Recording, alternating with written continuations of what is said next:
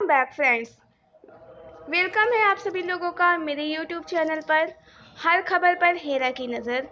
तो फ्रेंड्स, एक बहुत ही इम्पॉर्टेंट आप लोगों के ही कहने पर मैं ये लेकर आई हूँ सम इम्पॉर्टेंट क्वेश्चंस की यही के रिलेटेड आप लोगों के पेट पीएचडी एंट्रेंस टेस्ट जो मुंबई यूनिवर्सिटी से होने वाला है 17 और 18 दिसंबर को।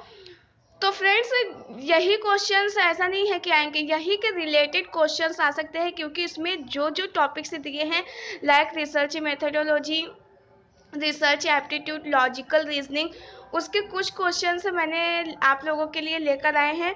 तो आप लोग वीडियो को शुरू से लेकर आखिर तक देखें ताकि आप लोगों को क्वेश्चन किस टाइप के आते हैं, आप लोगों को अपनी प्रिपरेशन में कैसा करना है, तो आप लोग इसके कुछ आइडियाज़ लगा के और अच्छे से कर सकते हैं। तो फ्रेंड्स देखिए, मेरी स्क्रीन पे ही दिख रहा है Mumbai university PhD entrance test पे 2021 some important questions for to paper 1। Friends, ये पेपर 1 के लिए है, तो ये सभी के लिए टू ऑल है, चाहे वो किसी भी बैकग्राउंड से है, चाहे वो साइंस बैकग्राउंड से हो, आर्ट्स बैकग्राउंड से हो, कॉमर्स, सोशियोलॉजी, जोलॉजी, चाहे जिस भी बैकग्राउंड से आप आते हैं, पेपर 1 सबको कॉमन ही रहेगा। ये 50 मार्क्स के क्वेश्चंस, 50 मार्क्स का पार्ट 1 कॉमन रहेगा, 50 मार्क्स, वन क्वेश्चंस 1 मार्क्स। चलिए स्टार्ट करते हैं नंबर 1 से। देखिए, रिसर्च मैथडोलॉजी के मैंने 10 क्वेश्चन से प्रिपेयर किए हैं जो कि इम्पॉर्टेंट हैं। तो ये 10 क्वेश्चंस रिसर्च मैथडोलॉजी के देख लीजिए। फिर इसके बाद में रिसर्च एप्टीट्यूड के 10 क्वेश्चंस हैं। फिर उसके बाद लॉजिकल रीजनिंग के 10 क्वेश्चंस हैं। पहले हम देखेंगे रिसर्च मैथडोलॉजी के, तो स्टार्ट करते हैं।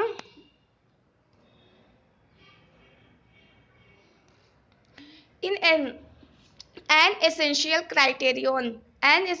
criterion for scientific study। ये क्या बोल रहे हैं कि जब हम लोग कोई भी साइंटिफिक स्टडी करते हैं उसके लिए हम लोगों के लिए जो एसेंशियल क्राइटेरिया क्या है वो पूछते हैं। तो इसके लिए हम लोगों का जो एसेंशियल क्राइटेरिया है फ्रेंड्स, तो वो है ऑब्जेक्टिव। जी हाँ फ्रेंड्स, सही आंसर है objective, option c objective. The essential criteria of scientific study is objective. Then next,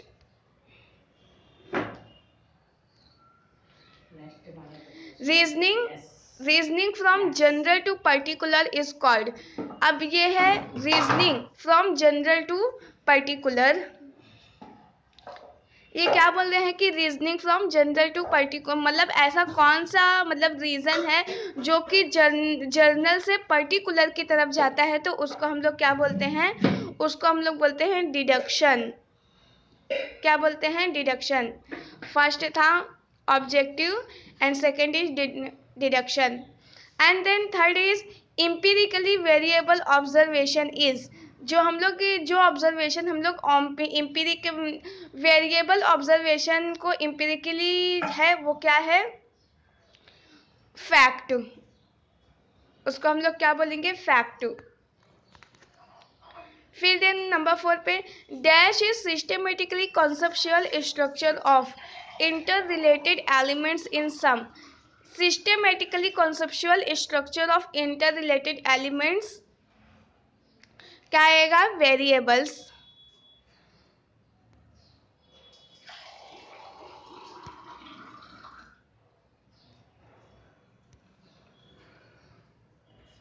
क्या आएगा, variables.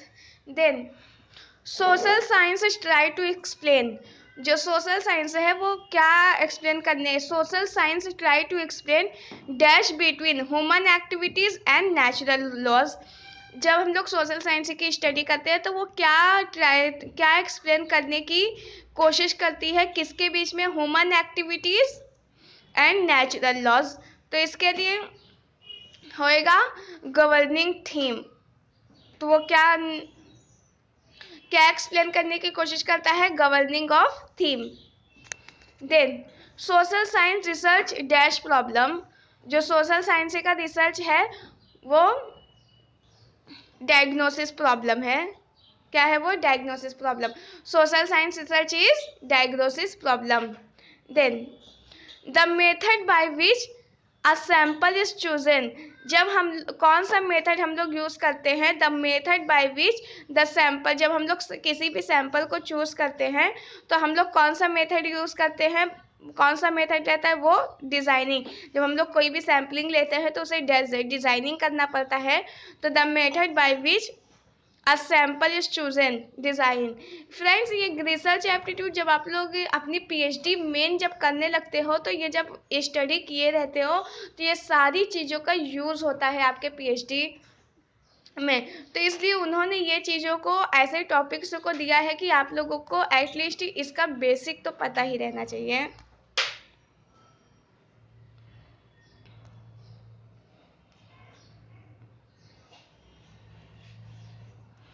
Then research is classified on the basis of dash method। Research को हम लोग क्लासीफाई किएंगे बेसिक क्लासीफाइड पे हम लोग रिसर्च का basic of dash and method. तो ये क्या जाएगा? Intent. Research is classified on the basis of intent method. Okay. Then the romance of research is authored by, ये क्या है? एक रोमांस ऑफ रिसर्च, इसके ऑथर्ड कौन है? रोमांस ऑफ रिसर्च है, इसके ऑथर के नाम भी पूछते हैं। Redman and Mory, option A आएगा, Redman and Mory. Then foundation of behavioural research is written by, जो बिहेवियरल रिसर्च का फाउंडेशन कौन है? किसने लिखा है? Foundation of behavioural research written by Kerlinger. किसने लिखा है? Kerlinger. Foundation of behavioural research is written by Kerlinger. Friends, देखिए ये 10 क्वेश्चंस रिसर्च एप्टीट्यूड के कंप्लीट हो चुके हैं। अब मैं 10 क्वेश्चंस आप लोगों को, सॉरी, रिसर्च मैथडोलॉजी के, अब 10 क्वेश्चंस मैं आप लोगों को दे रही हूँ रिसर्च एप्टीट्यूड के। तो फ्रेंड्स, ये भी आप 10 क्वेश्चंस देखें, आपको स्टडी में हेल्प होगी। Start. The quality of research is judged bye, the quality of research is जज बाय, जब हम लोग रिसर्च की क्वालिटी जज करते हैं तो वो क्या रहता है? Relevance of research. Relevance of research के थ्रू हम लोग रिसर्च की क्वालिटी को जज करते हैं। Then the result of setting out a reasoned argument in steps is known as, the result of setting out, the result of setting out a reasoned argument in steps is known as a evolution। तो इसका option second का क्या आएगा? Option C. और first का आएगा option A, the result of setting out. जब हम लोग का रिसर्च से रिजल्ट कैरी आउट करते हैं, निकालते हैं, तो setting out reasoned argument in step, तो उस स्टेप को हम लोग क्या बोलते हैं? आ evolution. Then hypothesis can't be stated, अब रिसर्च है तो उसमें हाइपोथेसिस तो आप लोगों को ही आते ही हैं। कभी नल हाइपोथेसिस रहता है। हाइपोथेसिस क्या है? तो फ्रेंड्स, इसके बारे में जो है ना आप लोग अच्छी स्टडी कर लीजिए हाइपोथेसिस, क्योंकि इसके ऊपर क्वेश्चंस आते ही आते हैं। Hypothesis can't be stated, hypothesis क्या चीज़ स्टेट नहीं कर सकता? क्या है? Option C, general terms. जो जनरल टर्म्स है उसको हाइपोथेसिस स्टेटेड नहीं करता, जनरल टर्म्स को हाइपोथेसिस स्टेट नहीं करता। Then a good hypothesis should be, good hypothesis क्या है? Good hypothesis is A good hypothesis should be precise, specific and consistent with the most known fact। ये जब हम लोग हाइपोथेसिस क्या क्या है, जब हम लोग उसके एप्लीकेशंस के बारे में हाइपोथेसिस क्या है पढ़ेंगे तो ये सारी चीज़ें आप लोगों को आएंगी। First, precise, specific and consistent with the most known fact. Then formulated in such a way that it can be tested by data. अब जब हम ये भी है precise, specific and consistent with the most known fact. फिर second क्या है, formulated in such a way that it can be tested by data, हम लोग डेटा को भी टेस्ट करते हैं। फिर of limit scope and should not have a global significance. तो इस ये जो सारी चीज़ें हैं ये गुड हाइपोथेसिस में आती हैं, तो इसलिए आप लोगों का आंसर क्या होगा, आप लोगों का होगा answer D, all of above. Good hypothesis में ये सारी चीज़ें आती हैं।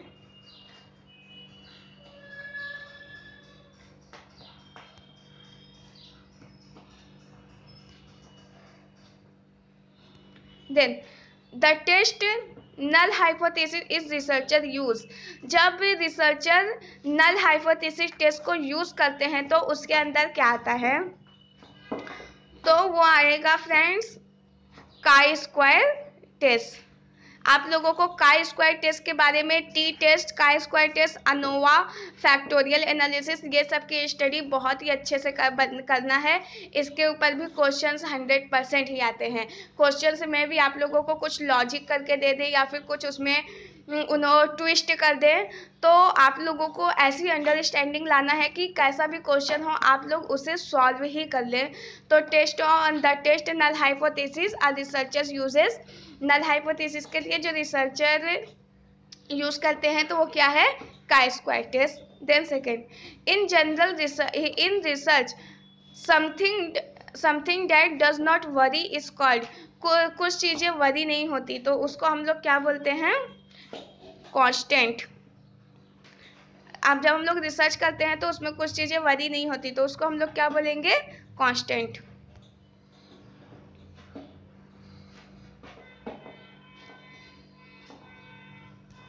Then an example of qualitative variables is.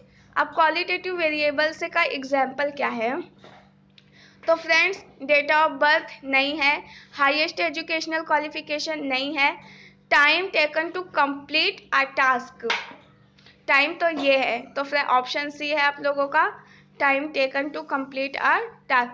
Postal code ये भी नहीं है। क्वांटिटेटिव वेरिएबल्स के एग्जाम्पल ये पूछ रहे हैं तो ये क्या है, time taken to complete task. जो कोई भी इन लोगों को टास्क कंप्लीट करना रहता है तो उसके लिए क्या करते हैं, टाइम, क्योंकि अभी हम लोग को किसी चीज़ के क्वालिटी पता करने, क्वांटिटेटिव वेरिएबल्स, तो उसके लिए हम लोगों को टाइम तो लगेगा ही, तो ये क्या बोलते हैं, time taken to complete task. फिर then as the value of one variables is increasing, हम लोग एक क्वेश्चन पे आ रहे हैं, as the value of one variable is increasing, the value of second variable is also increasing, then the correlation coefficient will be। अब ये क्या पूछ रहे हैं आप लोगों से, जो टू वेरिएबल्स है, हाँ हम लोग एक बार एक वेरिएबल से कि फर्स्ट वाले की वेरिएबल से की जो वैल्यू है वो इंक्रीज है, लेकिन उस क्या बोले जो सेकंड वेरिएबल है वो उससे भी ज़्यादा इंक्रीज है, मतलब फर्स्ट तो इंक्रीज है ही उसके साथ सेकंड भी इंक्रीज है। तो हम लोग क्या करेंगे, कोरिलेशन कोएफिशिएंट क्या होगा, तो फ्रेंड्स इसके लिए जो कोरिलेशन कोएफिशिएंट क्या होगा, वो पॉजिटिव होगा, ना ही वो निगेटिव होगा ना ही वो जीरो होगा, बल्कि कोरिलेशन कोएफिशिएंट वो क्या होगा, पॉजिटिव होगा।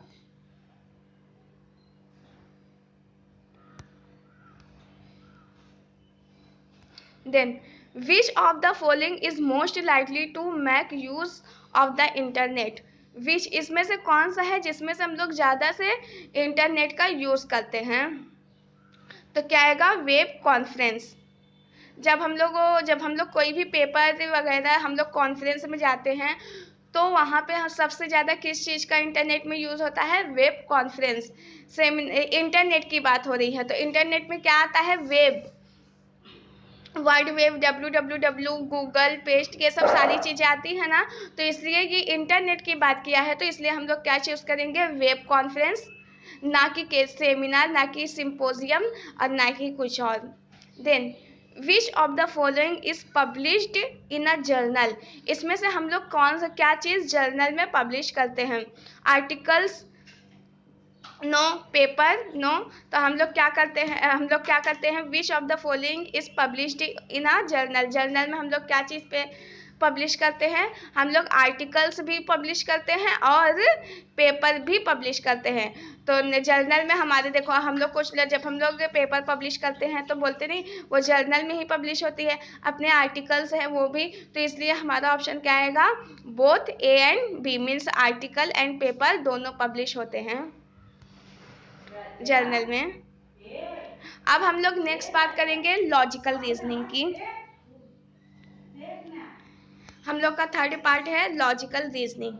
नाउ देख, deduction and induction are two main forms. ये क्या है, डिडक्शन और इंडक्शन। तो फ्रेंड्स सबसे पहले आप लोगों को ये पता होना चाहिए कि डिडक्शन क्या होता है, इंडक्शन क्या होता है। तो डिडक्शन और इंडक्शन जब हम लोग लॉजिकल रीजनिंग करते रहते हैं तो उसके लिए हम लोगों को क्या यूज़ करना है, नहीं यूज़ करना है, हमारी अंडरस्टैंडिंग तो डिडक्शन इंडक्शन में आता है। तो उसके लिए आप लोगों को डिडक्शन और इंडक्शन की जो बेसिक है वो क्लियर रहना ज़रूरी है, जब भी आप लोग इस क्वेश्चन को सॉल्व कर पाएंगे। जैसे हम लोग रिसर्च वगैरह यूज़ करते हैं तो उसके लिए हम लोग डिडक्शन इंडक्शन को यूज़ करते हैं। और इसके लिए जब वेन डायग्राम्स रहता है और कोई भी ऐसा लॉजिकल टाइप के रीजनिंग, तो उसमें भी हम लोग डिडक्शन इंडक्शन का कॉन्सेप्ट आता है। Then deduction induction are two main forms. तो टू मेन फॉर्म्स कौन से, रीजनिंग के, मैंने आपको पहले ही बोला था। तो डिडक्शन इंडक्शन किसके फॉर्म से हैं, रीजनिंग के। ना ही वो बिलीफ के, कॉन्सेप्ट, एजम्पशन किसी के भी नहीं, बल्कि वो रीजनिंग के पार्ट हैं, रीजनिंग के फॉर्म से हैं, पहले ही बोला था। Then a reasoning where we start with certain particular statement and conclude with a universal statement is called a। जो रीजनिंग है इसको हम लोग स्टार्ट करते हैं एक सर्टेन पर्टिकुलर स्टेटमेंट के साथ और उसका जो कंक्लूजन है with a universal statement. Reasoning हम लोग किसी भी पर्टिकुलर पार्ट के साथ स्टार्ट करते हैं, लेकिन बट उसका जो रीजनिंग है वो यूनिवर्सल स्टेटमेंट देता है, तो उसको हम लोग क्या बोलते हैं, इंडक्टिव रीजनिंग। तो वो क्या आएगा, ना ही वो डिडक्टिव रीजनिंग होगा, ना ही वो एबनॉर्मल रीजनिंग, ना ही वो ट्रांसेंडेंटल रीजनिंग, बल्कि वो क्या आएगा, इंडक्टिव रीजनिंग।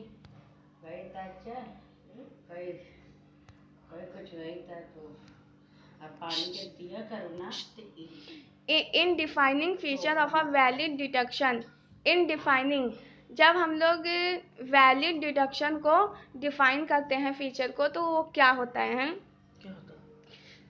तो उसके लिए आएगा एनालिटिक। क्या आएगा, सॉरी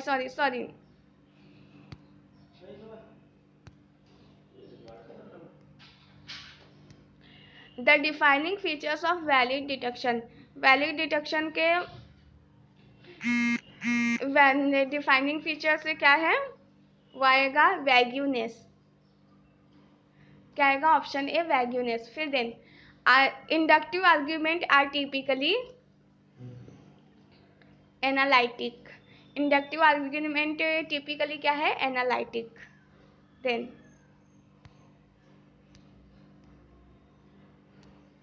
इन लॉजिकल रीजनिंग ट्रूथ और falsehood is usually associated with. Logical reasoning में ट्रूथ और फॉल्सहुड को हम लोग किस लिए यूज करते हैं, इन्फ्रेंसेस के लिए। जब भी हमारे क्वेश्चंस में ट्रूथ और फॉल्स, लॉजिकल रीजनिंग में ट्रूथ और फॉल्सहुड को हम लोग किस में यूज़ करते हैं, इन्फ्रेंसेस को करने के लिए। हम लोगों को क्या करना रहता है, एक वेन डायग्राम्स के थ्रू या फिर अपना लॉजिक यूज़ करके वो प्रॉब्लम को सॉल्व करना रहता है। फिर देन सिलोजिस्टिक रीजनिंग इज। अब ये पूछ रहे हैं कि सिलोजिस्टिक रीजनिंग क्या है, तो सिलोजिस्टिक रीजनिंग डिडक्टिव है। सिलोजिस्टिक रीजनिंग क्या है, डिडक्टिव।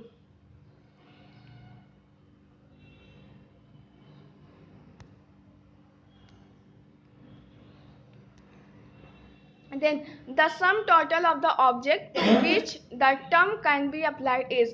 हम लोग किसी भी चीज़ को उसका सम लेते हैं, total, sum total of the object to which the, तो इस टर्म को हम लोग कहाँ पे अप्लाई करते हैं, कैनोटेशन पे। कहाँ पे, कैनोटेशन। तो फ्रेंड्स अगर आप लोग कैनोटेशन, मीनिंग, डिनोटेशन, फंक्शन, ये सारे चीज़ों की कॉन्सेप्ट आपकी क्लियर रहेगी तो इसमें से कोई भी क्वेश्चन आए आप लोग इजली कर सकते हैं।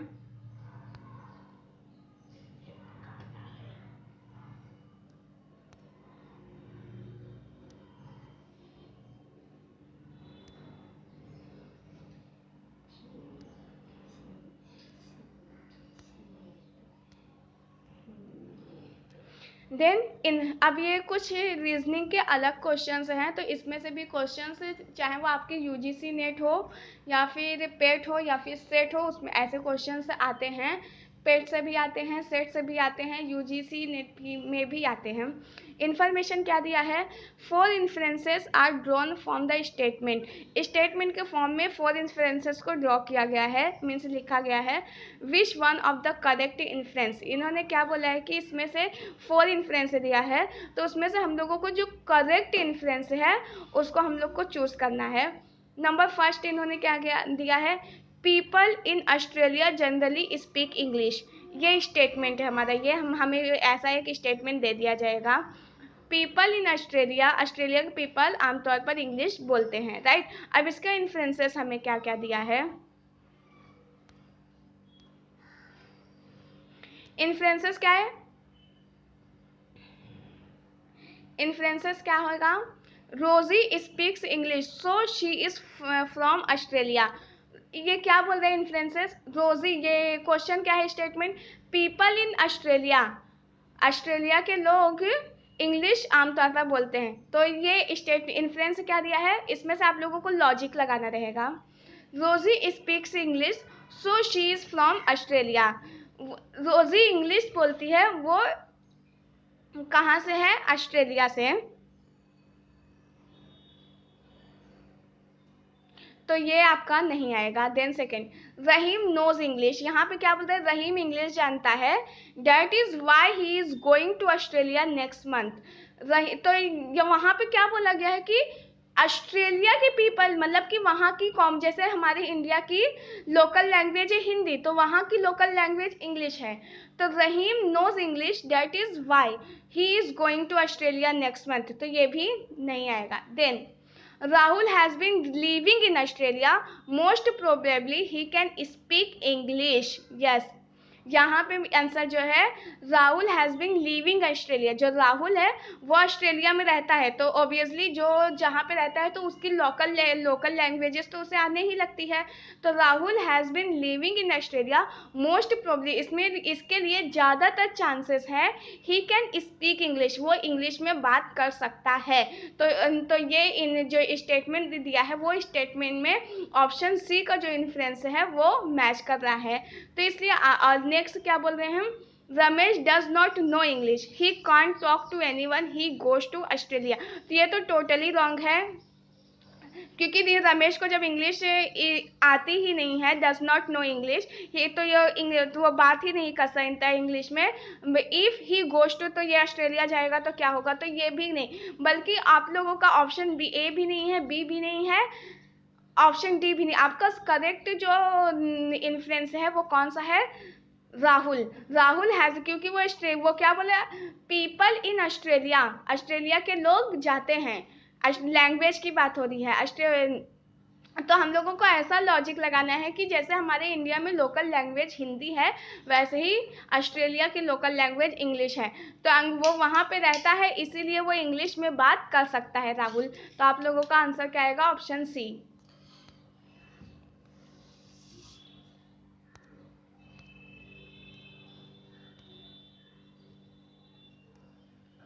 Then all student in my class are bright, Mehtab is not bright। अब ये भी ऐसा क्वेश्चन दिया है, student, all student in my class, एक टीचर बोल रही है कि उनके क्लास में सारे स्टूडेंट्स ब्राइट हैं, मतलब अच्छे स्टूडेंट हैं। मेहताब इज़ नॉट ब्राइट, जिसमें से सिर्फ एक ही स्टूडेंट है मेहताब, जो कि अच्छा नहीं है, जो कि मतलब पढ़ने में ज़्यादा अच्छा नहीं है, इज़ नॉट ब्राइट। तो इसके लिए पहला फर्स्ट क्या दिया influence, some students are not bright, यहाँ पे क्या दिया है, some student are not bright, तो ये भी नहीं होगा। Then Mehtab is not a student of my class, ये Mehtab is not a student of my class. यहाँ पे टीचर ने, देखिए आप लोगों को क्या लगाना है, एक लॉजिक, ऑल स्टूडेंट, अगर टीचर बोल रही है कि उसके क्लास के सारे स्टूडेंट ब्राइट हैं, तो इसका मतलब यही हुआ ना कि जो मेहताब है वो उसके क्लास का स्टूडेंट नहीं है, वो किसी और क्लास का स्टूडेंट है, क्योंकि यहाँ पे क्या बात कर दिया गया है, ऑल की, यहाँ पे जहाँ पे ऑल स्टूडेंट आर ब्राइट है तो वहाँ पे कोई और क्वेश्चन, कोई ऐसे सवाल ही नहीं पैदा होता कि स्टूडेंट कोई और ब्राइट नहीं है। मेहताब इसलिए ऑप्शन बी आपका एकदम राइट है। Mehtab is not a student of my class. मन से टीचर ये कहने की कोशिश कर रही है कि मेहताब उनके क्लास का स्टूडेंट नहीं है, बल्कि उनके टीचर के क्लास का स्टूडेंट सारे ब्राइट हैं। Then C Mehtab must change the school, none student is dull, तो ये भी नहीं आएगा, बल्कि आप लोगों का Mehtab is not a student of my class. Then every libraries has books, हर लाइब्रेरीज के पास बुक्स है। अब इसको हम लोग कैसे करेंगे define? Books are only in library, books से क्या सिर्फ लाइब्रेरीज में ही रहती है? जी नहीं, बल्कि बुक्स क्लासरूम से भी रहती है। जो हम लोग अपने घरों में भी बुक्स रहते हैं, तो ऐसा कुछ नहीं, तो ऑप्शन ए आप लोगों का नहीं रहेगा। फिर then libraries are meant for a book only, क्या लाइब्रेरी का मतलब यही होता है कि सिर्फ बुक्स ही हो? नो, ये भी नहीं रहेगा। Then no library is without books, या क्या बोलते हैं? एवरी लाइब्रेरी हैज बुक्स, सारे लाइब्रेरीज के पास बुक्स है, तो आप लोगों को लॉजिक क्या बना ले रहा है? No libraries is without books, कोई भी लाइब्रेरी विदाउट बुक्स की नहीं रहती, इसलिए आप लोगों का राइट आंसर क्या रहेगा? No libraries is without books. आप लोग कभी ऐसा देखा है कि अगर बुक ही नहीं रहेगी तो उसका नाम लाइब्रेरी ही क्यों पड़ेगा? ये भी तो एक लॉजिक हो गया ना। तो no library is without books, ये आप लोगों का सही होगा, क्योंकि इन्होंने यहाँ पे पूछा है कि एवरी लाइब्रेरी है, सारी लाइब्रेरीज के पास बुक्स है, तो नो लाइब्रेरी, तो यहाँ पे कोई भी लाइब्रेरी ऐसी नहीं है जिसके पास बुक्स ना हो। Then some libraries do not have readers, ये भी नहीं, तो ये पेज नंबर है 5, sorry. Some libraries do not have readers, तो ये भी नहीं आएगा। तो फ्रेंड्स, मैंने आप लोगों को 10 क्वेश्चंस दे दिए हैं। 10 questions from research aptitude, some questions from 10 question from research methodology and 10 question from logical reasoning। मैंने आप लोगों को 30 questions दिए हैं, तो ये important questions हैं कि इसके रिलेटेड आप लोग अपनी प्रिपरेशन और भी बेटर कर सकते हैं और अपने एग्ज़ाम को ईजिली क्वालिफाई कर सकते हैं। तो फ्रेंड्स, नेक्स्ट है comprehension, communication and GK general knowledge. तो यहाँ पे हम लोग बात तीन अगर और बचा है, एक कॉम्प्रिहेंशन का टॉपिक, एक कम्युनिकेशन का, एक जीके का। तो इसके ऊपर मैंने क्वेश्चंस नहीं दिए हैं, बल्कि मैं आप लोगों को कुछ बता रही हूँ कि वहाँ से आप स्टडी कर सकते हैं। कॉम्प्रिहेंशन जो होता है फ्रेंड्स, कॉम्प्रिहेंशन जो है, तो उसमें क्या रहता है कि आप लोगों को इंग्लिश के टर्म्स वगैरह सब आने चाहिए। कम्युनिकेशन में आप लोगों के पैसेजेस आते हैं, तो उसके ऊपर आप लोगों को क्वेश्चन सॉल्व करते हैं।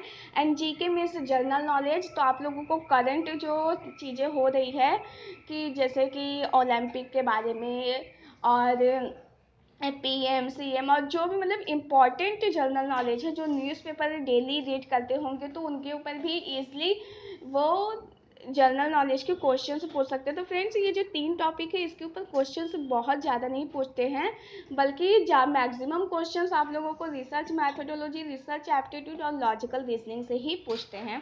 तो थैंक यू फ्रेंड्स, वीडियो में लास्ट तक बने रहें, और ये वीडियो को जो आप लोगों के नीडी फ्रेंड्स हैं उनके तक शेयर करें, ताकि उनकी भी प्रिपरेशन वेल एंड डन हो।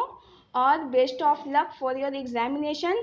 और जाते जाते चैनल को ज़रूर सब्सक्राइब करें और बेल नोटिफिकेशन आइकन को ज़रूर प्रेस करें, कि हो सकता है कि मैं अपनी नेक्स्ट वीडियो में पेट के रिलेटेड जो इम्पोर्टेंट पॉइंट्स हैं, क्या आप लोगों को करना चाहिए, क्या नहीं करना चाहिए, UGC नेट के बारे में, what is the differences between CSIR net and UGC net, उसकी एलिजिबिलिटी क्या है, तो ये सारी चीज़ें मैं आप लोगों को पहुँचाने वाली हूँ, देने वाली हूँ। तो फ्रेंड्स, आप लोग अगर मेरे चैनल को सब्सक्राइब करते हैं, तो आप लोगों को हर एक इन्फॉर्मेशन मिलेगी। एंड फ्रेंड्स, वीडियो आप लोगों को कैसी लगी कमेंट सेक्शन में ज़रूर बताएं, और कोई भी क्यूरीज हो तो मुझे कमेंट सेक्शन में ज़रूर बताएं। Thank you so much and best of luck to all.